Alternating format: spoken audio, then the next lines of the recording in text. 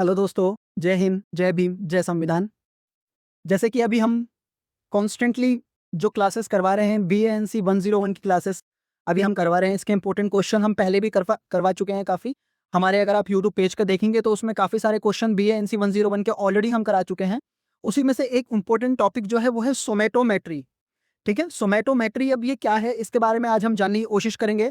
ये शब्द जो है वो आपके क्वेश्चन पेपर के अंदर इस प्रकार भी आ सकता है कि सोमेटोमेट्री पर व्याख्या करिए या वर्णन कीजिए या संक्षिप्त में इसके बारे में बताइए या सोमेटोमेट्री से आप क्या समझते हैं उसके बारे में लिखना है आपको। क्वेश्चन कैसे भी आ सकता है, शब्द यही रहेगा, सोमेटोमेट्री। ठीक है, इसके बारे में आज हम जानने की कोशिश करेंगे कि सोमेटोमेट्री होता क्या है एक्चुअल में। ठीक है, इसे हिंदी में कायमिति या शरीर मापी भी कहा जाता है। ठीक है, हिंदी में इसके, ये तो इंग्लिश नेम हो गया इसका सोमेटोमेट्री, बट हिंदी में इसे कायमिति या शरीर मापी भी कहा जाता है। अब आप शरीर मापी पे, ये तो आप आराम से समझ चुके होंगे कि ये शरीर को मापने की कोई क्रिया होगी। ठीक है, तो हम समझ लेते हैं ये मानव विज्ञान, एंथ्रोपोलॉजी और फॉरेंसिक विज्ञान, फॉरेंसिक साइंस की एक प्रमुख शाखा है। ठीक है, मानव विज्ञान में एंथ्रोपोलॉजी में यूज होता है इसका शरीर मापी का, और फॉरेंसिक विज्ञान में भी इसका यूज होता है। जीवित मानव शरीर और उसके अंगों की व्यवस्थित रूप से माप, मेजरमेंट करने की तकनीक है। ठीक है, शरीर जो होता है हमारा, इसको मापने की एक तरीके से क्रिया कह सकते हैं इसको, जिसको कहा जाता है सोमेटोमेट्री। ठीक है, अब इसके हम पॉइंट वाइज इसको समझ लेते हैं। प्रमुख उद्देश्य और उपयोग क्या है इसके। शारीरिक भिन्नता का अध्ययन, विभिन्न मानव आबादी प्रजातियों और समूहों के बीच शारीरिक बनावट की तुलना करने के लिए।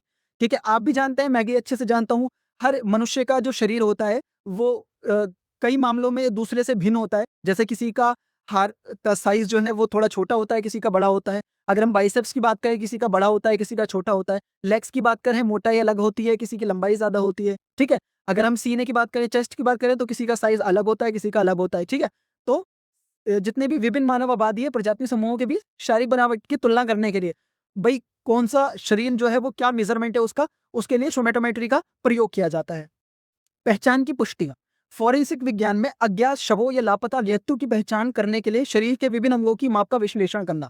ठीक है, फॉरेंसिक जब साइंस होती है, जो फॉरेंसिक टीम होती है, ठीक है, वो अज्ञात शवों या मतलब लापता जो व्यक्ति है उनकी पहचान करने के लिए इसका यूज करते हैं। ठीक है, सोमेटोमेट्री का। मान लीजिए कोई अब लापता शव है कोई, उसकी कोई रिपोर्ट नहीं हुई, तो उसको पहचानेंगे कैसे, उसके शरीर का माप जो लिया जाएगा, उसका शरीर का माप जो होता है फॉरेंसिक टीम वो इसी प्रकार लेती है। मान लीजिए अब कोई फॉर एग्जाम्पल कोई व्यक्ति है, डेड बॉडी है कोई। ठीक है, अब डेड बॉडी के पूरे शरीर को ना मापा जाता है, फिर उसके रिलेटेड जिस जिस पुलिस स्टेशन में या जहां जहां पुलिस थानों के अंदर अगर उसके रिलेटेड कोई भी जानकारी है, तो वहां पर कुछ जानकारी को साझा किया जाता है कि भाई आपके एरिया से ये कोई इस प्रकार का इस प्रकार का व्यक्ति इतना लंबा हाइट है या इतना मोटा है या इतना चौड़ा है, तो ये शरीर की बनावट है, तो इसके जरिए वहां पर जानकारी साझा की जाती है।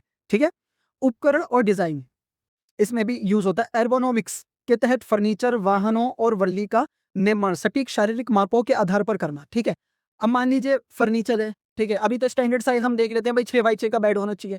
ठीक है, वाहनों के लिए भाई सीटिंग का साइज क्या रहेगा, पीछे ही बैठने के लिए अगर 3 लोगों की बैठने की सीटिंग देनी है तो उसका साइज क्या रहेगा, या वर्दी का, अब वर्दी का निर्माण होना है, किसी किसी मान लीजिए स्पेसिफिक कोई स्पेसिफिक यूनिफॉर्म है उसका निर्माण होना है, तो ये सब क्या है, इसमें क्या है, मापों के आधार पर करना होता है ये। ठीक है, क्या स्टैंडर्ड साइज क्या रहेगा, नॉर्मल साइज क्या रहेगा, किस साइज में हम रेडी करें इन सब चीजों को।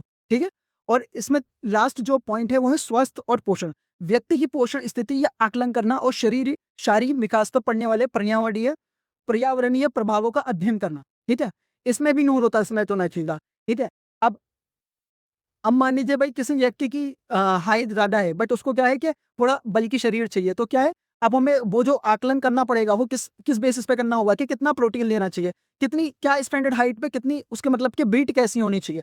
अब कोई कोई व्यक्ति ऐसा होता है कि भाई शरीर काफी पतला है लेकिन हाइट लंबी है, लेकिन क्या है कि उनको पूरा प्रॉपर एक मतलब एक परफेक्ट फिगर चाहिए, परफेक्ट बॉडी चाहिए, तो उसके लिए इन सब चीजों का उपयोग होता है। शारीरिक विकास पर पड़ने वाली पड़िया, अब ये क्या है, शारीरिक विकास जो तुम्हारा आपका शारीरिक विकास है उसके ऊपर पर्यावरणीय जो प्रभाव बनने का है उसका भी अध्ययन जो होता है वो भी एक तरीके की सोमेटोमेट्री है।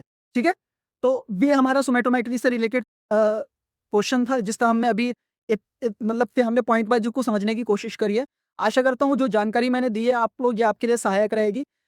कई बार क्वेश्चन ये आ चुका है एग्जाम के अंदर, इन फ्यूचर भी आ सकता है, तो जो भी स्टूडेंट BANC 101 सब्जेक्ट से जुड़े हुए हैं वो प्लीज इस वीडियो को अच्छे से रिपीट करके अच्छे से समझें इस वीडियो को, और आगे भी हम इस प्रकार के वीडियोस और बनाते रहेंगे जो भी सब्जेक्ट वाइज एग्जाम होने वाले हैं उनके प्रॉपर वीडियो बनाए जाएंगे, प्रॉपर पीडीएफ बनाए जाएंगे और वो आपको साझा भी कर देंगे हम, अगर आपको रिक्वायरमेंट रहेगी उसको पढ़ करके उसको समझ करके आप अच्छे मार्क्स ला सकते हैं डेफिनेटली। ठीक है, तो हमारे पेज को फॉलो कर दीजिए आगे फ्यूचर की वीडियोस के लिए। Thank you so much.